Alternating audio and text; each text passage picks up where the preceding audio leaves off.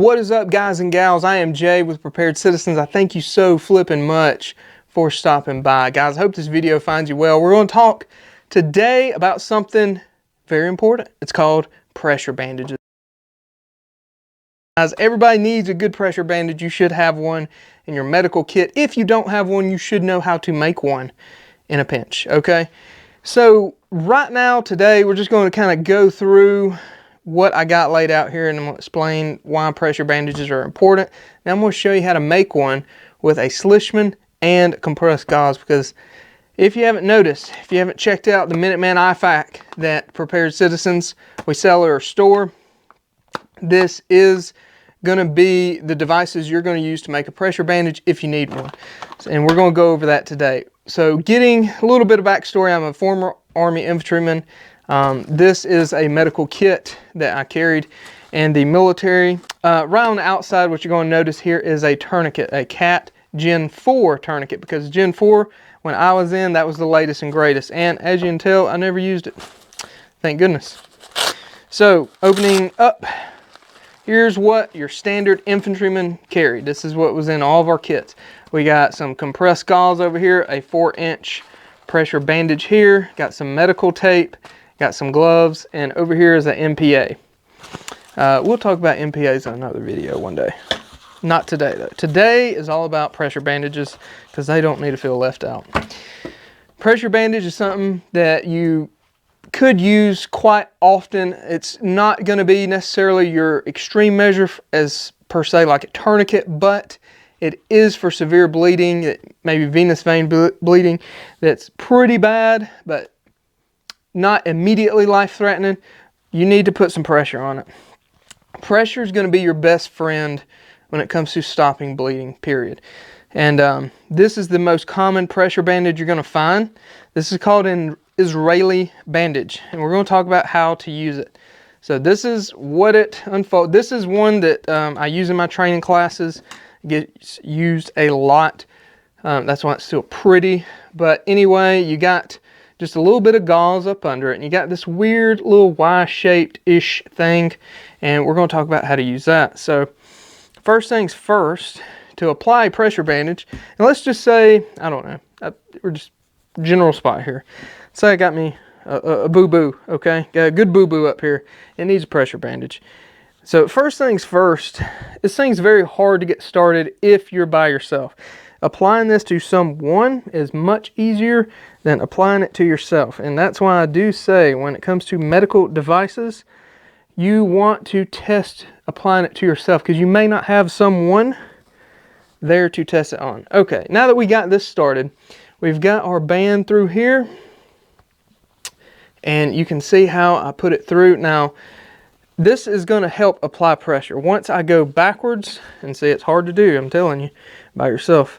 It's going to kind of fold over, and then as you wrap, it's going to apply pressure on this point. And see, if I lose my place, if I drop this, see how it just loosens up? See how difficult that is, okay? It can be done, though. I've done it before in training. I know dudes that's applied them. It just takes a lot of practice. This is where I try to simplify things for you guys. Now, if you've bought an FVAC from me, you do have a 6-inch Israeli bandage in there, but you can also add Slishmans to that and make life a lot easier. Now, as I said, the Minuteman IFAC, you got a Slishman, and you got not one but 2 compressed gauze. We're going to talk about how to make a pressure bandage using this equipment and how easy it is. So, number one, our pressure bandage. This is a Slishman Pressure Wrap. It is so simple. This makes life so easy to use, guys. It's so simple. Once you unravel it, you've got a loop with the red slider here. One side has Velcro. You put it on whatever, you cinch it tight, and you start wrapping. Okay? And here's the beauty of it. Ever so often, as you're wrapping, you're going to have little Velcro tabs. Okay? And you can flip this thing if you're like, oh man, I'm wrapping it and the Velcro tab ain't going to be down. Just flip it. Okay? Put the Velcro tab down. That way, boop, if you let go, Velcro tab still has your place. All right, so that's a Slishman. Let's back up as you were and get to making a pressure bandage with this. So the Slishman is called the Slishman Pressure Wrap. So hence the name, it's a pressure wrap. But let's say you need a little extra gauze and you want a pressure bandage. That's what I'm going to show you to make. So you're going to take your compressed gauze here. We're going to open it up. There's tabs on these things. Rip them open. You got compressed gauze. Now, for a boo-boo, something, maybe you got some bones sticking out. Who knows? You may not need this entire thing. This is like, what is it? I don't know if it says on here. I think it's usually over 4 yards is how long this is. Usually about 4 inches. By 4 yards. Let me just show you guys so you can see if I can get it open. And this stuff is compressed. It's very tight. Okay. Okay, maybe 6 inches. Who knows? I don't know what 6 inches looks like. But you get the idea, okay?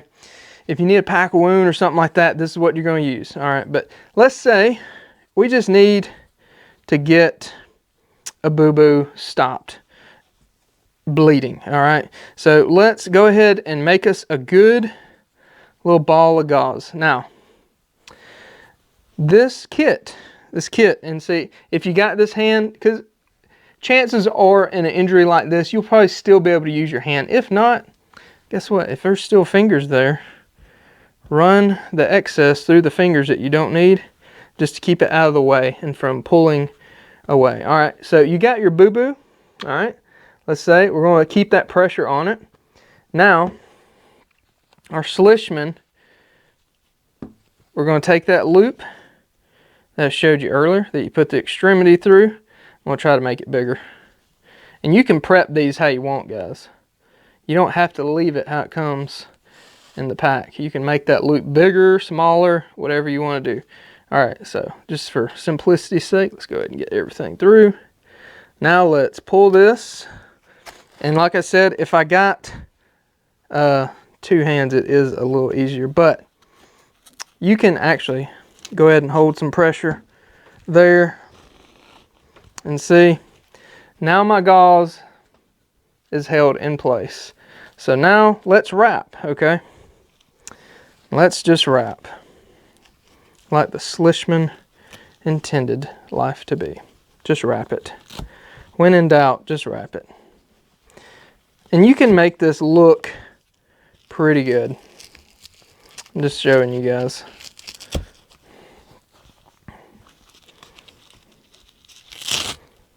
Now I have a pressure bandage. And see, you got shears with the kit too.